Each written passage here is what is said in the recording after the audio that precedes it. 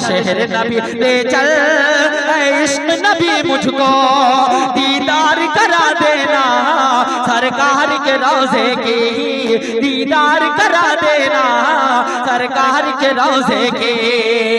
ऐ खुदा मेरा सफर एक बार होना चाहिए। आइए बिला ताखीर मैं आपको एक ऐसी शख्सियत के रूबरू करने जा रहा हूं जिनको सुनना इबादत है तो देखना भी इबादत है, जिनके एक कदम के लिए जिला मधुबनी का हर गांव तरसता है, और जिस गांव में उनका कदम पड़ जाता है तो मैं ये दावे के साथ कह सकता हूं कि अगर उस गांव के रहने वाले खुलूस के साथ, लिल्लाहियत के साथ, रिज़ाए इलाही के साथ उन्हें अगर अपने यहाँ मधु करते हैं तो उस बस्ती के अंदर जरूर कुछ न कुछ तब्दीलियां आती है। आइए नमूने असलाफ हजरत अक़दस मुफ्ती अबू ज़र साहब अल कासमी दामत बरकातुहुमुल आलिया को मैं बिला ताखीर आपके सामने पेश करने जा रहा हूं, और बड़े ही अदब व एहतराम से गुजारिश करता हूं, आप अपनी मस्जिद में बारहा एक ऐलान सुनते हैं कि जमीयत के तरफ से ये पैगाम आया, सुनते हैं ना कि जमीयत के तरफ से ये पैगाम आया, वोटर लिस्ट सही कर लो, अपना आधार कार्ड दुरुस्त कर लो, अपना फला कार्ड दुरुस्त कर लो, इस तरह से बच्चों के तालीम का नज्म करो। हमारे जिला में जहाँ से पहला जुमला आता है वो हजरत है, हजरत के फरमान के बाद ही ब्लॉक सतह पे ऐलान होता है, मस्जिदों में कहा जाता है। आइए मैं जितनी देर बोलूंगा उतनी देर हजरत यहाँ तशरीफ नहीं लाएंगे, लिहाजा मैं बड़े ही अदब एहतराम से हजरत से गुजारिश करता हूँ कि हजरत तशरीफ लाएं और अपने पर्दो नसाए से हम तमाम सामईन किराम को महजूज फरमाएं।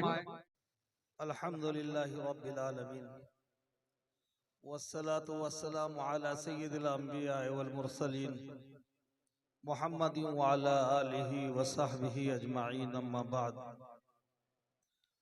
औज़ु बिल्लाहि मिनश शैतानिर रजीम, बिस्मिल्लाहिर रहमानिर रहीम। मन युतिइल्लाह व रसूल फउलाइका मअल्लज़ीना अनअमल्लाहु अलैहिम मिनन नबिय्यीन वस्सिद्दीक़ीन वश्शुहदाኢ वस्सालिहीन व हसुन उलाइका रफ़ीक़ा। अहम खिताबात हो चुके हैं और काबिल कद्र उलमाए किराम के सामने उनकी मौजूदगी में एक तालिब इल्म बात करे ये किसी तरह भी मुनासिब नहीं, लेकिन हुक्म हुआ है तो दो तीन बातें जो सामने हैं वो अर्ज कर देना मुनासिब है।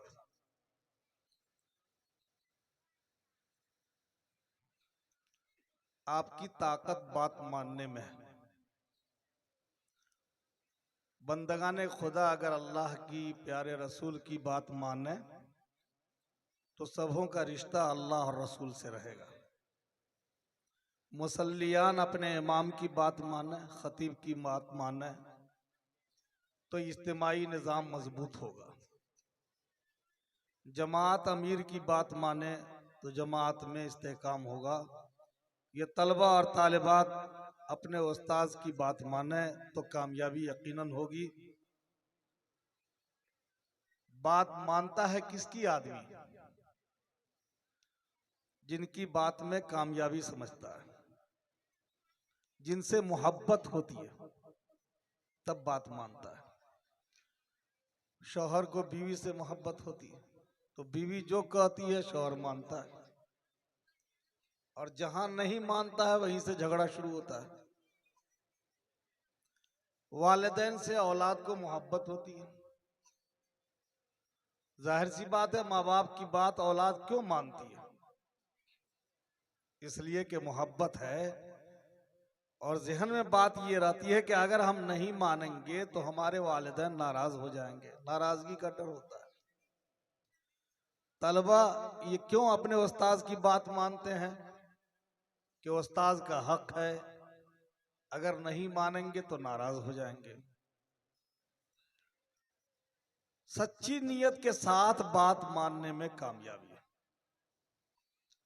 जहां जाइए इस तरह के जलसों में एक के बात आती है, पढ़ाइए, इल्म फैलाइए, और सबसे बेहतर जमात वो है जो कुरान पढ़े पढ़ाए।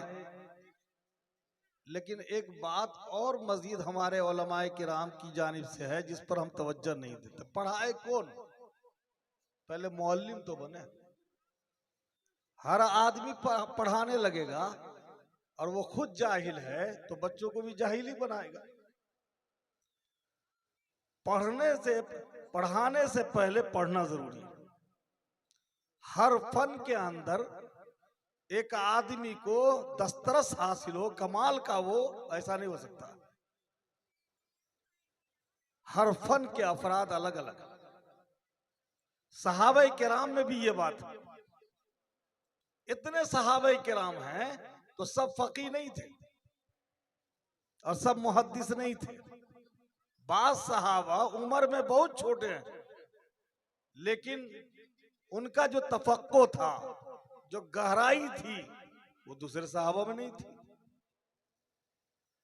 तो इसलिए मैं ये समझता हूं कि जिस इस्लाह की जरूरत है उस पर ध्यान देना चाहिए। बच्चियों के पढ़ाने का अगर निजाम है तो इनकी उम्र जाये नहीं की जाए। इनको सब कुछ पढ़ना है। बाज घरों में जाइए, खाना वहां का आता है तो लगता है कि दुकान के सारे मसाले को खरीद के डाल दिया गया और खाना में लज्जत नहीं आई। खाना बनाने का भी ढंग आना चाहिए इनको।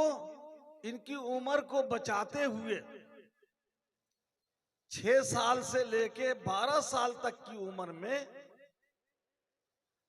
मुख्तलिफ फनून की ऐसी सलाहियत हो जाए कि घर से बाहर हॉस्टल में रखने की जरूरत न पेश आए। इनकी अंग्रेजी मजबूत हो जाए, इनकी हिंदी मजबूत हो जाए। नाराज मत होइएगा, ये सब तो मजबूत होता नहीं है। 4 साल की उम्र की बच्ची को निकाब पहना देते हैं। ये काहे के लिए भाई? ये काहे के लिए? गर्मी में हम गए एक मदरसे में, बच्चियों के मदरसे में, तो सबको फुंसी निकली हुई थी और सबका चेहरा काला हो गया था। गर्मी में बैठाए, अकल है कि नहीं है उस्ताद को? गर्मी में बैठाए हुए हैं, ये कमाल है। समझाई नहीं शरीयत। शरीयत थोड़े कहती है कि खेलने वाली, कूदने वाली, फांदने वाली बच्चियों को निकाह में बैठा दो जबरदस्ती। उनको न ताजा हवा लगेगी, न उनकी आबियारी होगी, उनका दिमाग भी बंद हो जाएगा।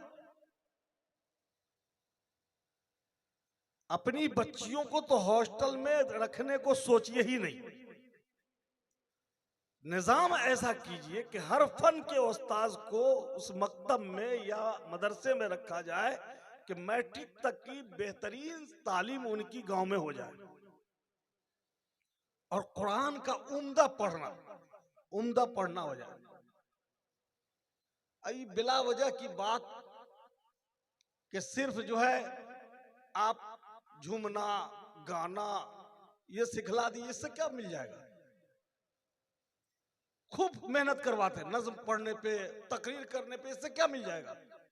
अब उर्दू किताब जो पढ़ती है, हमारे काजी साहब रहमतुल्लाह अलैह फरमाते थे कि मौलाना उर्दू अगर ठीक से पढ़ा दी जाए कि उर्दू वो समझ के पढ़े तो आधा आलमा हो जाएगा। उर्दू समझती नहीं है और उस्तादों नहीं समझता है। तलबा और तालिबात की बात तो दूर की है। तो जब उर्दू नहीं समझेगी तो अरबी क्या समझेगी? इसलिए तब्दीली नहीं आ रही है। जब चूंकि नाज़िम जलसा ने कह दिया है कि बात ऐसी हो कि तब्दीली आए, तब्दीली की हवा चले, तो सिर्फ हमारी तारीफ कर देने से तब्दीली नहीं आएगी। बिल्कुल नहीं आएगी। हमारी तारीफ कर देने से तारीफ का असर कितना दिन रहेगा? तब्दीली उस वक्त आएगी जब आप हिकमत को समझिए। अब 2 बजे रात में शायर इनकलाब जिंदाबाद, बेवकूफ आदमी। दूसरा समझ रहा है कि जंग करने के लिए मुसलमान तैयार हो रहा है। नहीं समझा मुसलमान तो समझाया हुकूमत ने। अभी हम बंबई गए थे सफर में, तो किसी मस्जिद में फजर की अजान लाउड स्पीकर पे नहीं होती है। परेशान हुए, क्या हो गया? 1-1 घंटा लाउड स्पीकर पर गा रहे हैं, झूम रहे हैं, नतीजा ये हुआ कि अजान पर भी पाबंदी लग गई। बिरादरान वतन कह रहे थे कि 5 मिनट का मसला है, लेकिन 1 घंटा आपने 5 मिनट को बना दिया। 1 घंटा तक झूमते रहते थे।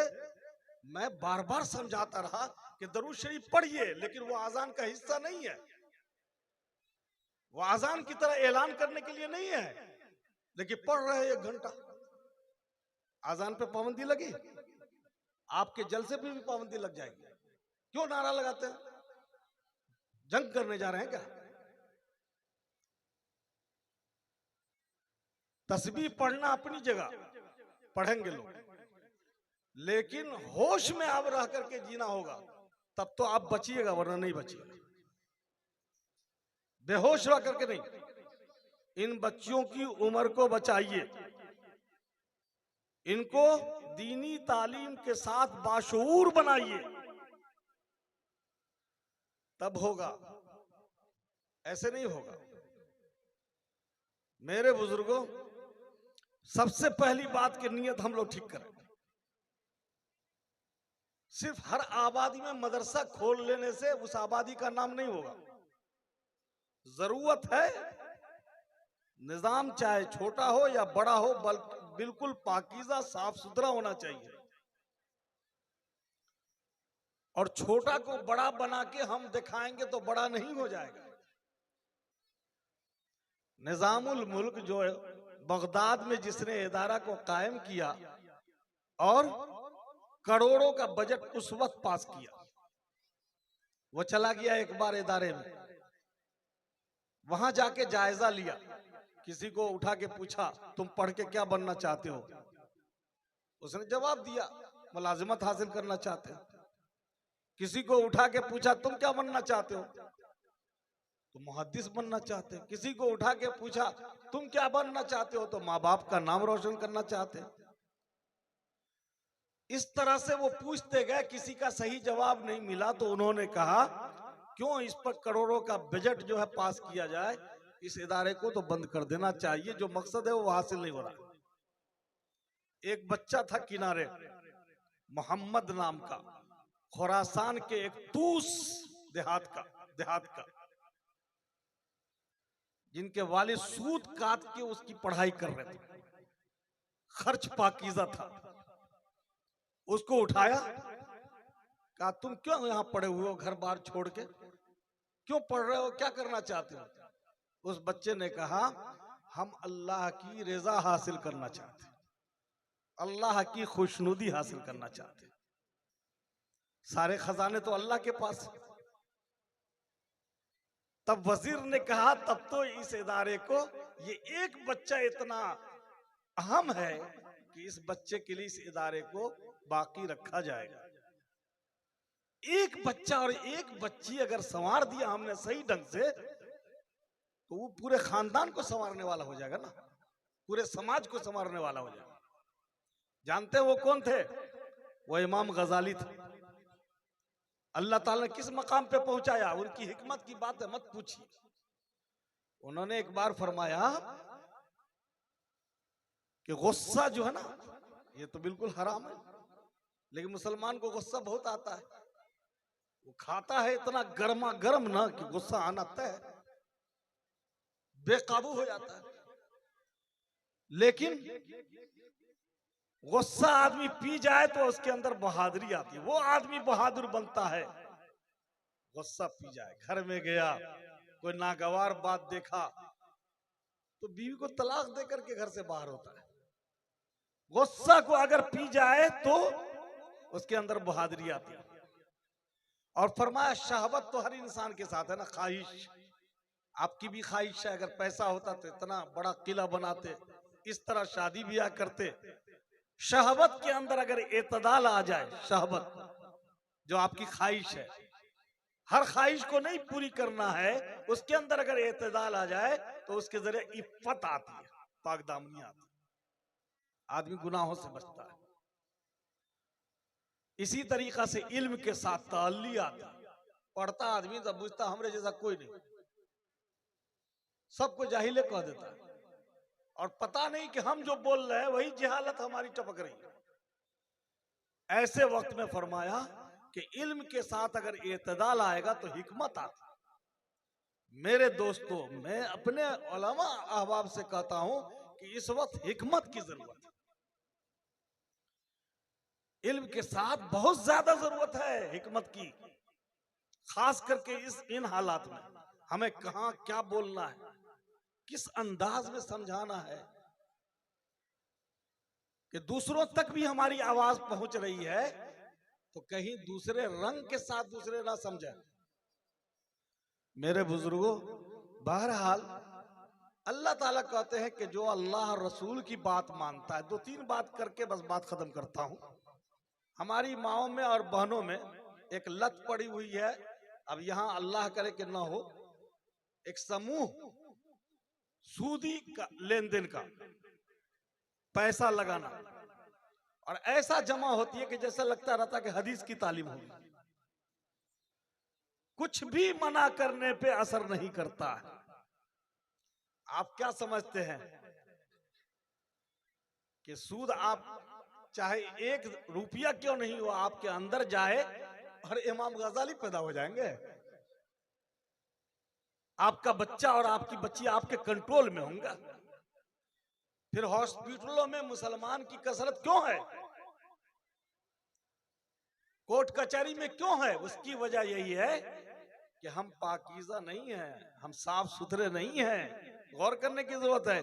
अल्लाह ने जिस चीज से मना किया है उसमें हम मुलव्विस हैं, और उसकी वजह से बीमारियां आ रही हैं, मसाइब आ रहे हैं, परेशानियां आ रही हैं। बरकत कहां से आएगी, खैर कहां से आएगा? तावीज से। हजरत मौलाना अबुल कलाम साहब के पास जाके कहिए कि खैरो बरकत नहीं है हमारी कमाई में। हमारे पास भी आते रहते लोग, मायूरी चलाता हूं, पैसे भी कमाता हूं, बरकत नहीं है। तो मैं उनसे एक बात सिर्फ पूछता हूं कि मायूरी चला के आते हो तो ईशा की नमाज पढ़ के सोते हो? कहा इसी का टाइम नहीं मिलता। तो हम कह खैर हम देंगे, हमारे बाप के घर में है, बरकत हम देंगे। पहले तो आपका रिश्ता अल्लाह से जुड़े, खैर आएगा। हलाल कमाई की फिक्र कीजिए, नापाक आमेजिश से, नापाक मिलावट से अपने ग़िज़ा को बचाइए। हजरत उमर फारूक का बहुत मशहूर वाक़या है ना, बहुत मशहूर, सुनते रहते हैं, काश के हम गौर से सुनते। रात में घूमते थे, लोगों के अहवाल जानने की कोशिश करते थे। एक झोपड़ी के पास गए और साथ में उनके खादिम असलम थे, सहारा लेके बैठे। औंग आने लगी तो अंदर से आवाज आ रही थी, माँ बेटी को कह रही थी, बेटी दूध में पानी मिला दे। क्यों कह रही थी? 1 लीटर दूध का पानी पैसा मिलेगा 40 रुपया, तो 1.5 लीटर बन जाएगा तो 20 रुपया बढ़ जाएगा। दूध में पानी मिला दो। वो तो वो जमाना था जब दूध में पानी मिलाया जाता था। अब तो सोचिए नहीं कि दूध में पानी मिलाया जाता, अब पानी में दूध मिलाया जाता है। और उससे भी ज्यादा गड़बड़ हो गया। क्या? दूध ही नहीं रहता, पाउडर से दूध बना दिया जाता है। दूसरा करता है करे, लेकिन हम तो सर पटकते हैं कि हमारे भाई लोग भी करते हैं। उसको उसमें कमाई नजर आ रही है और उसमें हराम नहीं नजर आ रहा है, पैखाना नहीं नजर आ रहा है कि उससे बीमारी आएगी, उससे गुनाह आएगा, नहीं आ रहा है नजर। बेटी कह रही थी, अम्मी जान कैसे पानी मिलाइएगा, खलीफतुल मुस्लिमीन को खबर हो जाएगी तो हम सब की सजा होगी। माँ कह रही थी, खलीफतुल मुस्लिमीन रात में क्या करने आएंगे, दूध में पानी मिला। बेटी ने कहा, अम्मी जान खलीफतुल मुस्लिमीन के खुदा, हम सब के अल्लाह, अगर खलीफतुल मुस्लिमीन नहीं देख रहे हैं वो तो देख रहे हैं, जो खलीफतुल मुस्लिमीन के भी खुदा हैं, हम सब के भी अल्लाह। हज़रत उमर फारूक वापस आ गए। इस तरह अगर रात में भी गलत काम से रुकिएगा तो अल्लाह की मदद आएगी। हजरत उमर फारूक ने कल होकर खादिम को भेजा कि उस घर पे जाओ और पता लगाओ कि जो लड़की बोल रही थी उसके वालिद जिंदा है या वो यतीम है, वो लड़की शादीशुदा है या कुंवारी है। खादिम गए, पता किया, तो मालूम ये हुआ कि वो यतीम है, वालिद नहीं। हो सकता है इसलिए पूछा हज़रत उमर फारूक कि परेशानी में मां कह रही होगी, कोई चारा नहीं होगा, दूध के जरिए ही कमाई आती होगी घर में। पता जब चल गया कि वो यतीम है, कुमारी है, आप हिम्मत कीजिएगा। हजरत उमर फारूक ने फरमाया फिर उसको पैगाम दे आओ, मैं अपने बेटा आसिम की शादी उससे करूंगा। क्या पूछना है, सोचिए जरा, एक झोपड़ी में रहने वाली लड़की, वो भी यतीम है, लेकिन खौफ उसका ऐसा है कि दूध में पानी नहीं मिलाने दिया, अम्मी से माजरत किया। तो हजरत उमर फारूक जो खलीफतुल मुस्लिमीन है, इतने बड़े बादशाह हैं कि दुनिया के आधे हिस्से पे हुकूमत हो गई, लेकिन वो कह रहे हैं कि मेरे बेटा का निकाह उस बच्ची से होगा। नतीजा में क्या मिला, और बहुत कुछ मिला होगा, लेकिन एक बात सिर्फ समझिए कि उस निकाह के बाद, उस निकाह की बरकत से एक लड़की पैदा हुई जिसका नाम था उम्मे आसिम।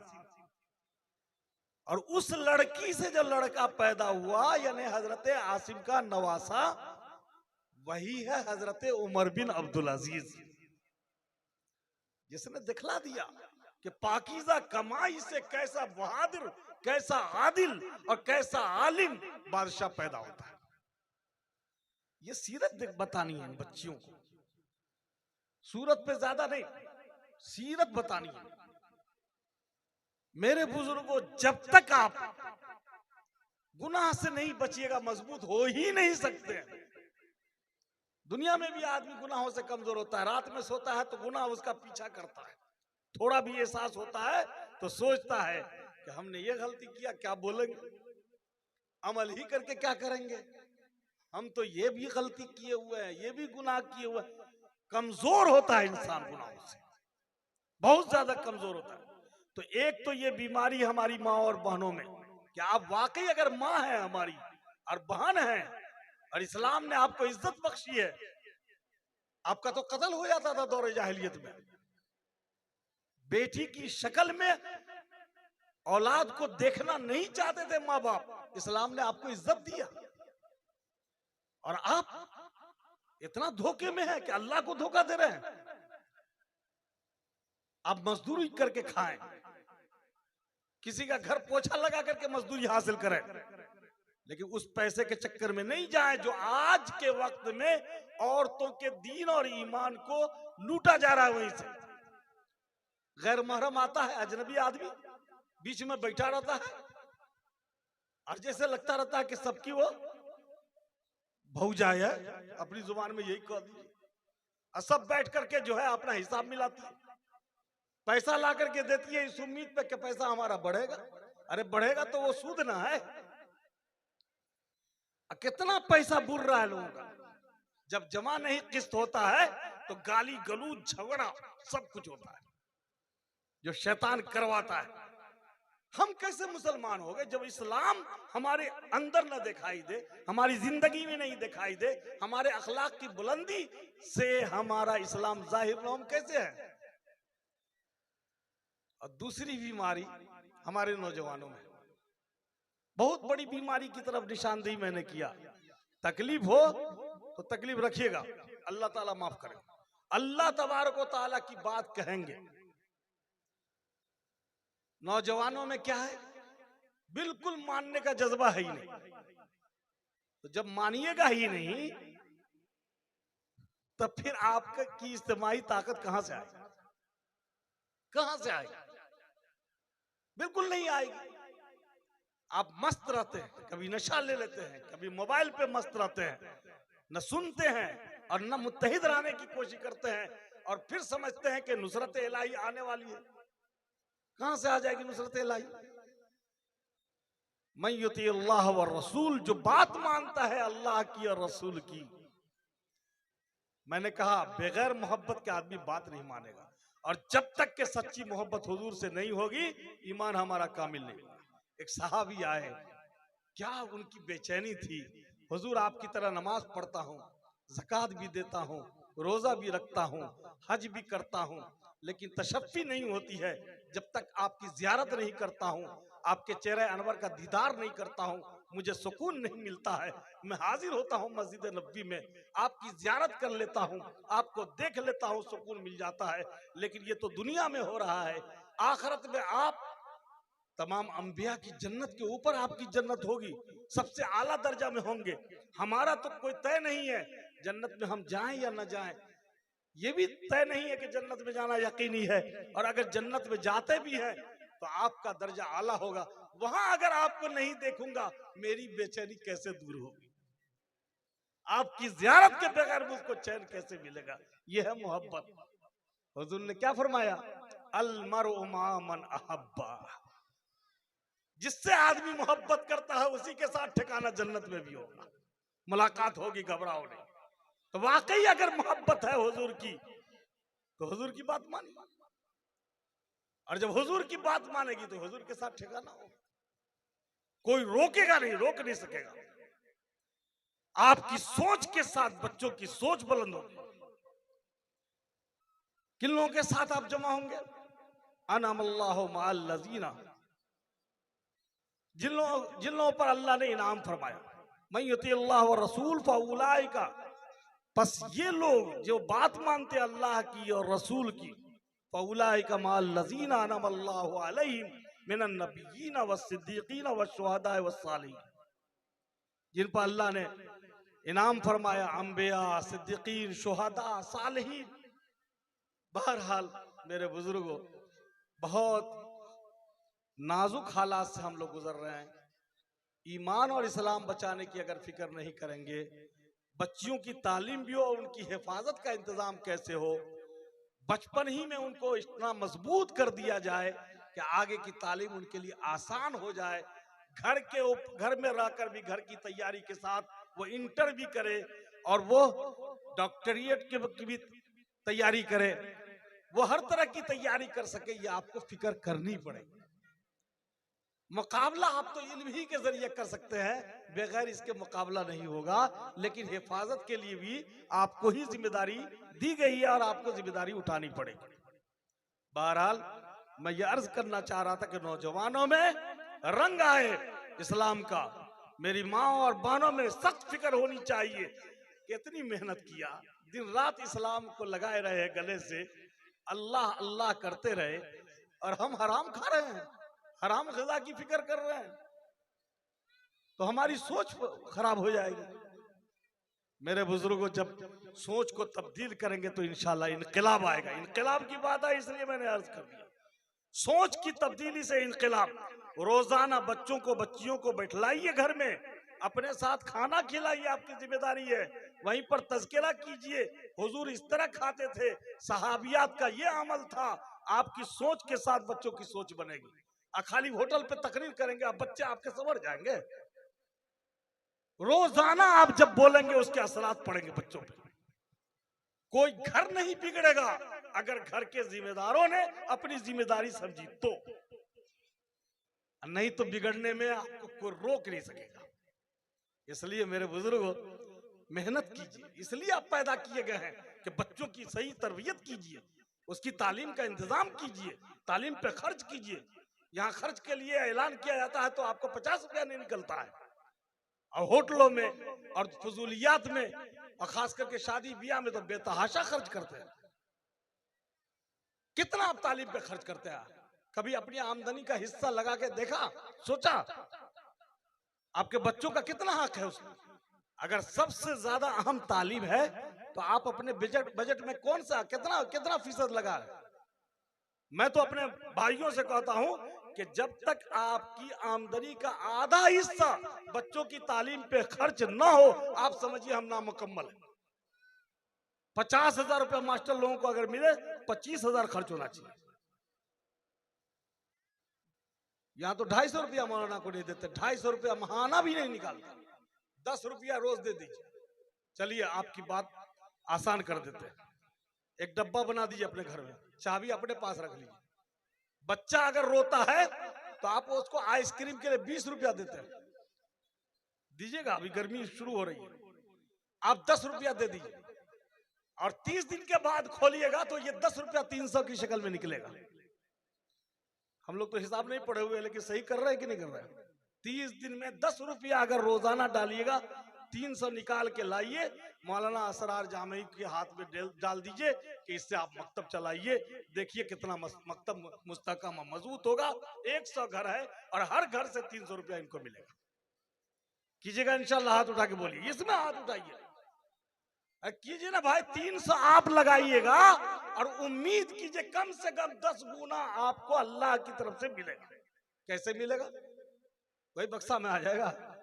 आपको मिलेगा ये कि डॉक्टर क्या कम जाना पड़ेगा, आपको मिलेगा ये कि आपका काम बहुत बरकत के साथ हो जाया करेगा। सच्ची बात यही है, बहुत बरकत होती है, बहुत बरकत होती है। वक्त तो शाम से बहुत गुजरा, उलमाए किराम के आपने कीमती बयानात को सुने हैं, बहुत बरकत होती है। सिर्फ आप कुव्वत के साथ, हिम्मत के साथ फैसला ले लीजिए। 300 रुपया मकतब के नाम पे और अपने बच्चे और बच्चियों पर जो खर्च कीजिए, बजट बनाइए। नहीं आप निस्फ तो कम से कम 1/3 हिस्सा तो निकाल के इनकी तालीम पे खर्च कीजिए। 100 में 33 रुपया खर्च कीजिए, तब देखिए इनकलाब आएगा, तब इनकलाब आएगा। ऐसे नहीं कि पूरा 60,000 रुपया सब खाने पीने में लगा दीजिए, एसी लगा लीजिए घर में, और तालीम के नाम पे आपका 5,000 रुपया नहीं निकले, नहीं होगा। ये तो बिला वजह क्या सोच है। तब्दीली पैदा करने के लिए हिम्मत कीजिए और मेहनत करने के बाद 10 साल के बाद इसी गांव में हम लोग आएंगे सारे उलमा के साथ। तो जिस तरह हुजूर ने मक्का मुअज़्ज़मा में 10 साल की मेहनत किया, तो मक्का से मदीना तक सिर्फ इस्लाम ही इस्लाम नजर आ रहा था। खुदा की कसम कहता हूँ, मेहनत करने की शर्त के साथ अखराजात को बर्दाश्त करते हुए सनन नबी के तरीके पर, हुजूर के तरीके पर आप अगर मुआशरा बनाएंगे तो 10 साल में ये गांव आसमान पे नजर आएगा। एकदम देख लीजिएगा। अब फिर हम लोगों को बुलाइएगा। हर आदमी के घर में कहीं डॉक्टर मिल जाएगा, कहीं इंजीनियर मिल जाएगा, कहीं मास्टर मिल जाएगा, कहीं बच्ची नर्स मिल जाएगी, कहीं लॉयर मिल जाएगा। तब्दीली आएगी। लगे हुए हैं, बच्चा सब गोली खेलता है, आप तमाशा बैठ के देखते रहते हैं, बताओ काम हो रहा है। औरत सब समूह चलाती है और जवान सब जो है वो टैबलेट लेता है। आई मुआशरा में उम्मीद किए हुए है कि इसमें खालिद सैफुल्लाह पैदा हो जाएंगे, इमाम गजाली आ जाएंगे। ऐसी थोड़े होगा। हर आदमी अपने फन की सलाहियत को बढ़ाए। अगर नात खां है तो वो भी सलाहियत बढ़ाए, मुकर्रिर है वो भी सलाहियत बढ़ाए, मदरस है वो भी सलाहियत बढ़ाए, और वो सलाहियत बच्चों पे खर्च करे। अब बच्चियों को कम उम्र के अंदर ऐसी तैयार कर दे कि माशाअल्लाह कुरान भी कोई सुने तो अशश करे, उसका उर्दू कोई लिखवाए तो एक भी इमला में गलती नजर ना आए, उसकी हिंदी अगर कोई उससे पता लिखा है वो भी वो सही ढंग से लिख दे, इंग्लिश में कहा जाए एक सफा लिख के दिखाओ वो भी लिख दे, तब समझेंगे तब्दीली आई। अल्लाह रब्बुल इज्जत से दुआ कीजिए अमल की, वरना बस तकरीर होती रहती है। जब तक आप तब्दीली के लिए खुद तैयार नहीं होंगे, अल्लाह तबारक व तआला को क्या जरूरत है? अल्लाह ताला के पास मखलूकात की कमी है? भीड़ में सब गुम हो जाइएगा जब तक अपने अमल को ठीक ठाक लेकर के अल्लाह के हुजूर में नहीं जाइएगा। इसलिए मेरे बुजुर्गों, मैं सोचता हूं जितने ही लोग हैं बहुत संजीदा होकर के सुन रहे हैं, तलबा भी अपने औकात को जाय मत करें। मैं कहता रहता हूं जो हिफ्ज करते हैं, हिफ्ज में रहते हुए भी अपनी इंग्लिश ठीक कर ले, अपनी उर्दू ठीक कर ले, साइड से वो करे, और सिर्फ वक्त जाय करने के लिए 4 साल 5 साल लगे हुए हैं, मेहनत नहीं करेंगे तो वक्त आपका है ना, आपकी जिंदगी का जो वक्त निकल गया फिर वापस आ ही नहीं सकता है, रोते रहिए। बहरहाल बातें ज्यादा हो गई। इमाम गजाली रहमतुल्लाह अलैह ने वक्त निकलने के ऊपर एक लतीफा लिखा, उसको सुन लीजिए, बात खत्म। एक मुसाफिर जंगल में गुजर रहा था, पीछे पलट के देखा शेर आ रहा है। शेर देख के तो इंसान घबरा जाएगा। शेर उसको खा जाएगा। आगे भागा, एक गड्ढा देखा और सोचा कि गड्ढा में हम फांद के जान बचा लेंगे। गड्ढा के करीब गया, गड्ढा में झांक के देखा तो उसमें अजदहा बैठा हुआ है। अब सोच रहा है पीछे से शेर इसको नवाला बनाना चाह रहा है, गड्ढा में अजदहा बैठा हुआ है। तो गड्ढा के बगल में एक दरख्त मिला, दरख्त के ऊपर चढ़ गया। दरख्त की टहनी पकड़े हुआ है तो नीचे देख रहा है 2 चूहा जड़ को काट रहा है, एक स्याह चूहा, एक सफेद चूहा। और परेशान हो गया कि दरख्त गिर जाएगा। अब दरख्त गिरेगा तो शेर पहले इसको अपना लुकमा बनाएगा, और उसको गड्ढा में फेंक दिया तो अजदहा इसको अपनी खुराक बना लेगा। कि ऊपर से शहद मक्खी के छत्ते से शहद टपका, इसकी जुबान पे गया और ये शहद की मिठास में खो गया, बात ध्यान से निकल गई। कुछ वक्फा के लिए वो मस्त रहा, शहद चूस रहा है, शहद खा रहा है। कुछ वक्फा के बाद जड़ कटा और दरख्त गिर गया। दरख्त गिरा, शेर ने पंजा मारा और इससे खून को जज्ब कर लिया। अब इसकी बगैर खून की लाश को इसको फेंक दिया गड्ढे में। अब गड्ढा में अजदहा इसको डस रहा है। इमाम गजाली ने बताया कि ये मुसाफिर इंसान है और इसके पीछे जो शेर है ये इसकी मौत है। मौत पीछा कर रही है, मौत के डर से ये आगे भाग रहा है तो कब्र का गड्ढा नजर आ रहा है। और कब्र के गड्ढे में तो इसकी बदआमलियां है, इसका झूठ है, इसकी बदफेली है, इसकी बदकिरदारी है, इसका जुल्म है, इसकी खयानत है, इसकी बदकारी सब जमा अजदहा की शक्ल में। और ये दरख्त उसकी जिंदगी है। दरख्त पे बैठा, लेकिन एक दिन आता है जो सफेद चूहा की शक्ल में है, वो कट गया। एक रात आती है सफेद चूहा की शक्ल में, वो कट गया। तो आहिस्ता आहिस्ता इसकी जिंदगी का दिन कट रहा है, इसकी रात कट रही है। जब जिंदगी का दिन और जिंदगी की रात कट जाएगी तो इसकी जिंदगी गिर जाएगी। दरख्त गिरेगा और ये मौत के मुंह में जाएगा और मौत इसको ले आकर के पटक देगी इसकी कब्र में। अब कब्र में इसकी बदाम वाली इसको इसका चित्रा दिखाएगा। अब बतलाइए, आपका वक्त कितना कम है।